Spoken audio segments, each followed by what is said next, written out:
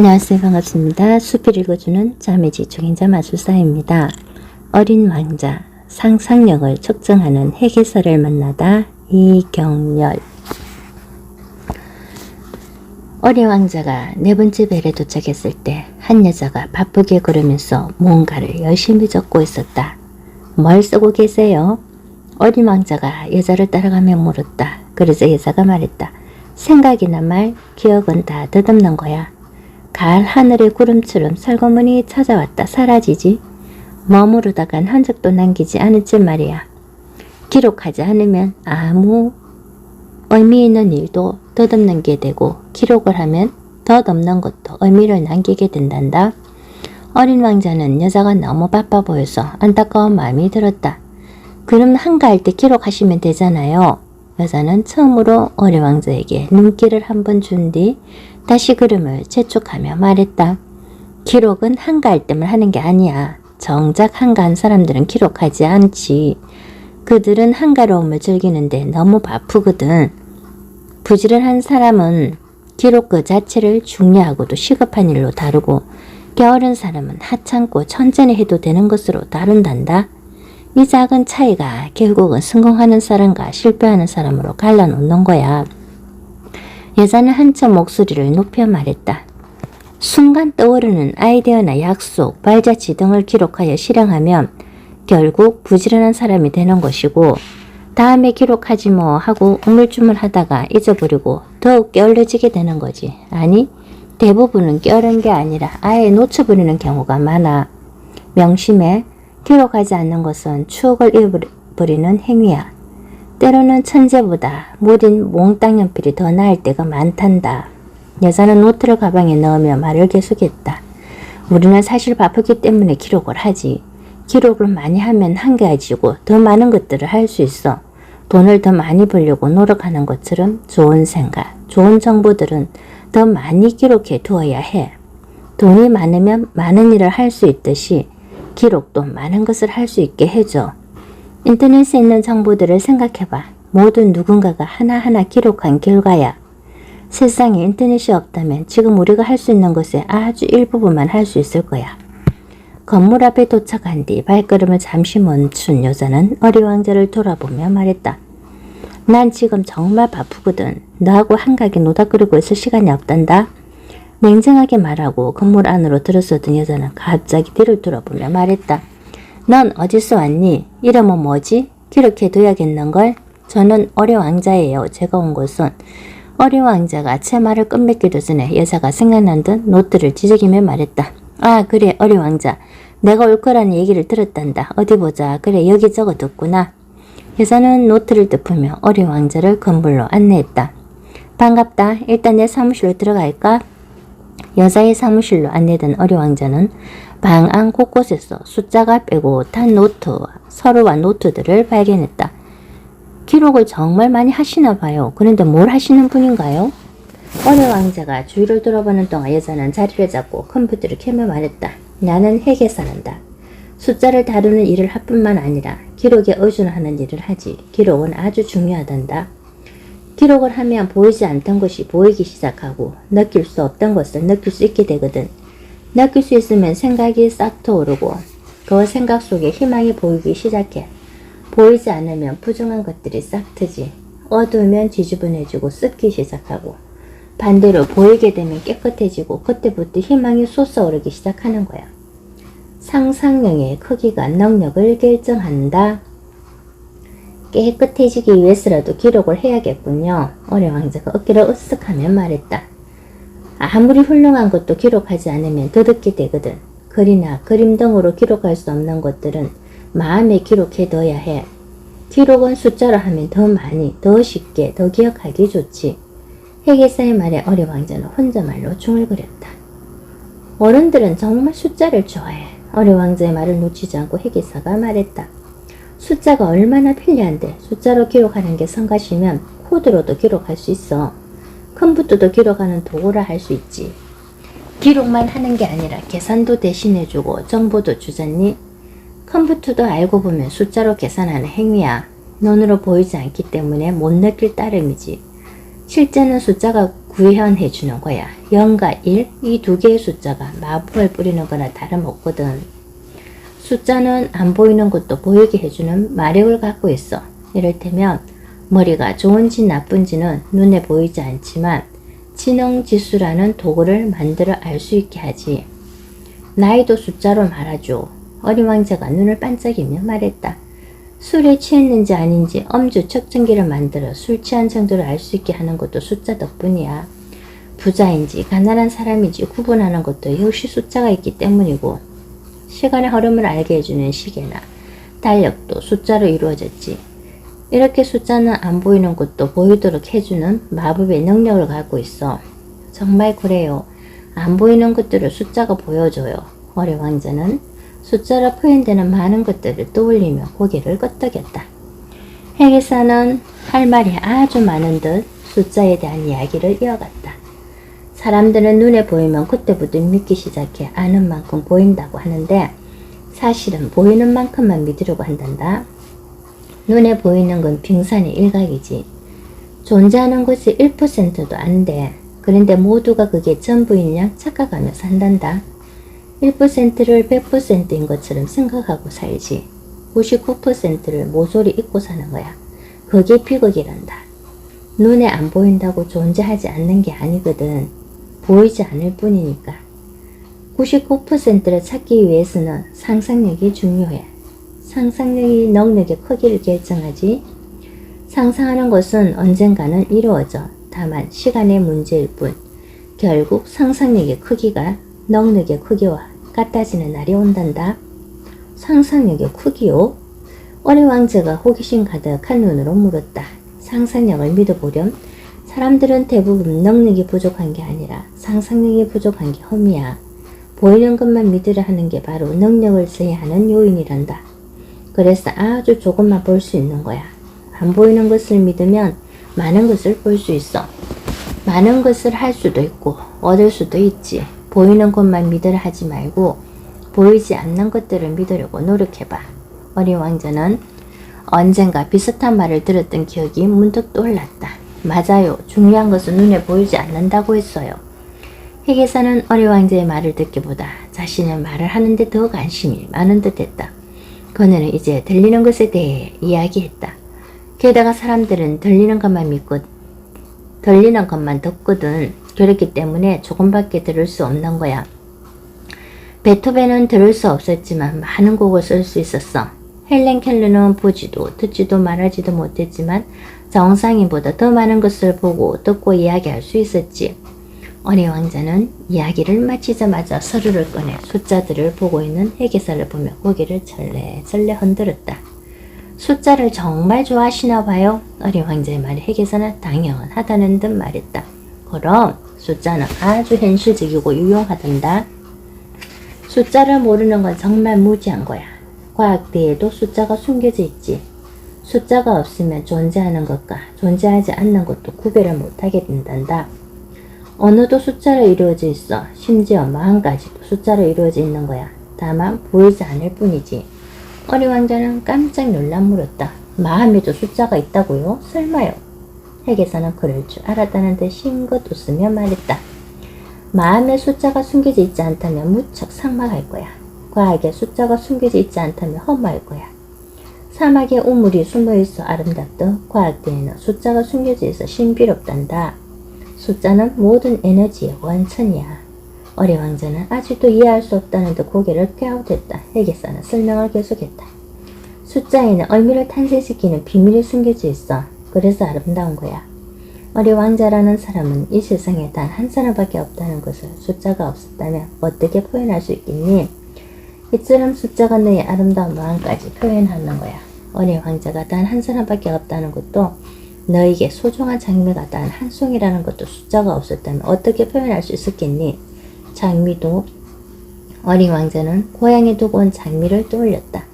해계사가 말했다. 사람들은 숫자를 봐야 움직이기 시작해. 숫자가 없다면 구별할 수 없게 되고, 구별할 수 없다는 것은 의미를 상실한 거야. 숫자가 있기 때문에 비로소 의미가 생기는 거지. 이 세상을 구성하는 점과 선, 면, 입체 모두 숫자로 이루어져 있어. 우리를 어디로든 데려다주는 상상의 날개. 핵에서는 특별한 생각이 난 듯 하던 일을 멈추고 어린 왕자 쪽을 향해 다가와 앉으며 말했다. 덧없는 것처럼 느껴지는 것도 기록하고 의미를 부여하면 생명을 얻게 된단다. 저 날개를 얻는 것과 같아. 이렇게 말하고는 조금 목소리를 낮추며 비밀스럽게 말했다. 넌 사람에게도 날개가 있다는 걸 아니? 어린 왕자는 눈을 동그랗게 뜨고 되물었다. 사람한테 날개가 있다니 말도 안 돼요. 그러자 핵에서는 정색을 했다. 정말이라니까 내게도 날개가 있어. 어린 왕자는 혹시나 하는 마음에 자신의 망토를 더듬어 보았다. 하지만 어디에도 날개는 없었다. 자세히 보니 여자의 등 뒤에도 날개 같은 건 보이지 않았다. 뭔가 쏘은 듯한 기분으로 어린 왕자는 핵에서를 쳐다보았다. 핵에서는 그런 시선에도 아랑곳하지 않고 한척 진지한 얼굴로 물었다. 아까 내가 뭐라 그랬지? 중요한 건 보이지 않는다고 하지 않았니? 어린 왕자는 자신이 했던 말을 떠올리며 어깨를 으쓱했다. 핵에서는 여전히 진지한 얼굴로 말했다. 사람은 자신에게 날개가 없다고 생각하지만 사실은 태어날 때부터 날개를 갖고 태어나. 그 어떤 새의 날개보다 더 크고 아름답고 더 멀리 더 높이 날 수 있는 날개를 갖고 있어. 갈매기보다 유연하고 독수리보다 힘차게 날 수 있는 날개를 가지고 있단다. 단지 눈에 보이지 않을 뿐이야. 우리에게는 보이지 않는 것을 없다고 생각하는 큰 장애가 있어. 하지만 보이지 않는다고 있는 것이 없어지는 게 아니거든. 사람의 날개는 하늘만 나는 게 아니라 바다 밑에서도 날 수 있어. 또 우리의 마음속을 헤집고 날아갈 수도 있지.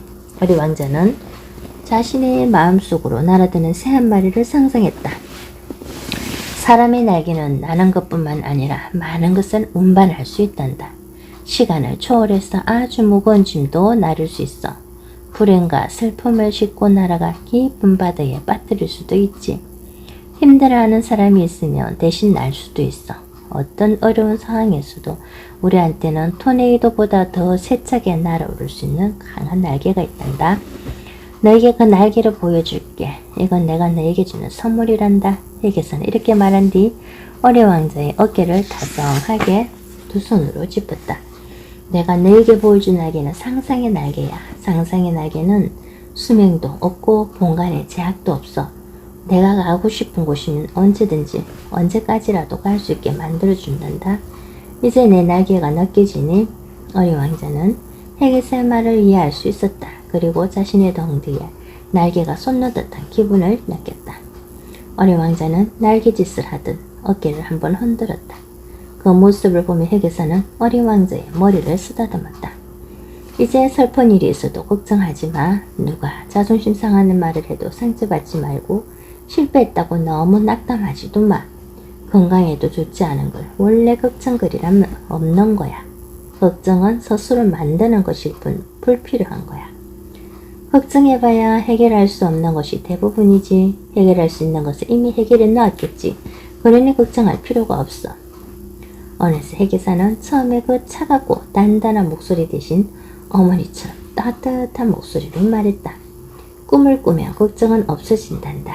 걱정은 꿈을 꾸고 있지 않다는 증거야. 걱정보다는 더 큰 꿈을 가져봐. 그러면 걱정은 겁이 나서 도망치고 만단다. 걱정이 제일 무서워하는 게 바로 꿈이거든. 꿈을 꾸면 꿈속에 숨어있는 마법의 에너지가 꿈으로 이루는데 방해가 되는 모든 것들을 사라지게 한단다.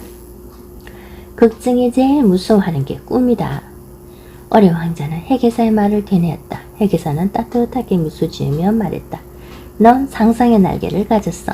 이젠 누구에게도 방해받지 않는 공간으로 날아갈 수 있고 고통받는 사람의 슬픔도 틀어버릴 수 있는 기적의 날개를 언제나 생각해. 어린 왕자는 무척 기뻤다.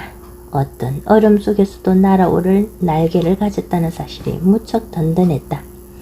행복의 나라를 가든 슬픔의 나라를 가든 긍정의 나라를 가든 부정의 나라를 가든 너는 언제든지 날아오를 수 있는 힘을 지닌 거야. 너는 언제든 어느 곳이든 옮겨 다닐 수 있는 능력이 있어.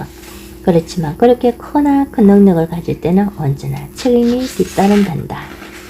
핵에서의 말에 어린 왕자는 조금 긴장한 얼굴이 되었다. 핵에서는 이내 어린 왕자의 긴장을 풀어주었다.